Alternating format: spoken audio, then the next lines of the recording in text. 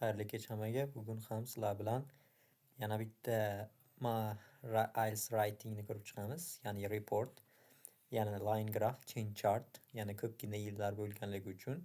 Xo'p, o'tgan safar biz ma'lum bir lug'atlarni ko'rib chiqqandik. Xuddi o'sha lug'atlarni boshqacha ma'nolarini, ya'ni boshqacha yo'llar orqali tushuntirib beraman. Misol uchun birinchi at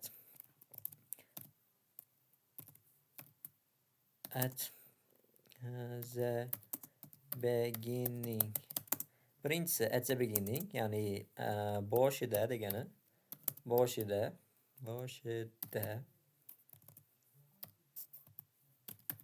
Ikkinchisi over the next. Bu yog'i yil bo'ladi. Keyingi yilda. Undan keyin mana shu bo'ladi. Xo'p, keyingisi bo'ladi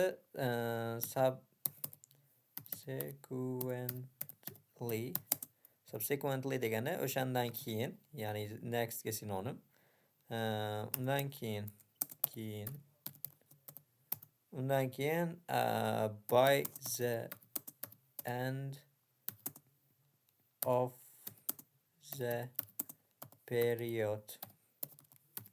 Ya'ni o'sha yilni oxirida degan ma'noni bildiradi. Xo'p, xuddi shunaqa ketma-ketlikda hozir mana shu berilgan narsani yozib olishimiz mumkin, yozib beraman. Xo'p, birinchisida biz topic sentence berishimiz mumkin. Topic sentence nima degani? Nima bo'layotganligi haqida aytib o'tish. Ya'ni biz bu grafikga qarasak, boshidagi yillarda o'sgan, lekin davomida pastga tushgan. Xuddi o'shanaqa narsani topic sentence qilib olishimiz mumkin. Ya'ni boshida u ko'tarilgan, undan keyin pastga tushgan degani. The number of radio listeners, ya'ni radio eshituvchilarning soni increased significantly, ya'ni significantly judayam ko'zga ko'rinarli darajada o'sgan. Until desak, until 2010 2010-yilgacha va undan keyin davomini yozib ketishimiz mumkin. Biz before degan narsadan foydalanamiz. Before, ya'ni oldin degani. Before decreasing afterward desak, afterwards. Xo'p, o'sha radio eshituvchilarning soni juda ham sezilarli darajada o'sdi 2010-yilga qadar. Before degani oldin, decreasing pastga tushish, afterward o'shandan keyin pastga tushishdangacha o'sdi deyapti. Demak, mana u beforedan keyin bo'lgan hodisa, keyin bo'lgan hodisa bo'ladi. Xo'p, bu haligi topic sentence'imiz bo'ldi va davomi bo'ladi. Davomi mana shu grammatik strukturadan boshlaymiz, ya'ni grafni tasvirlashni boshlayapmiz. At the beginning of the period, the figure desak, figure mana numberga sinonim. The figure stood at, ya'ni nechta turibdi? 25 ta. Ya'ni 25 nuqta. Undan keyin over the next necha yilda? Xo'p, necha yilda desak, xo'p, 10 yil, 20 yil desak, 20 yil. Over the next 20 years. Over the next 20 years, it rose, ya'ni rose 65 ga. 65. Undan keyin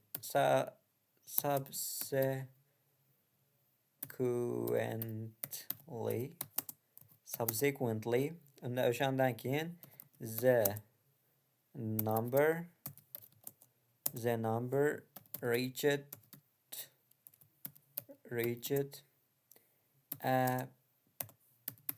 peak of 85 in 2000 nechida 2010.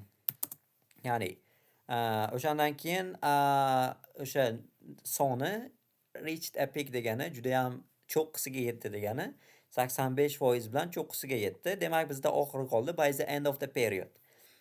By the end of the period, ya'ni o'sha yilning oxirida it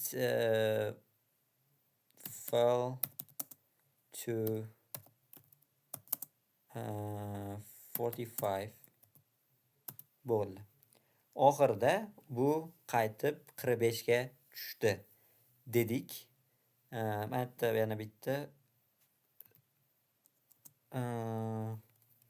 steadily desak, steadily, ya'ni barqaror pastga tushgan 45 ga.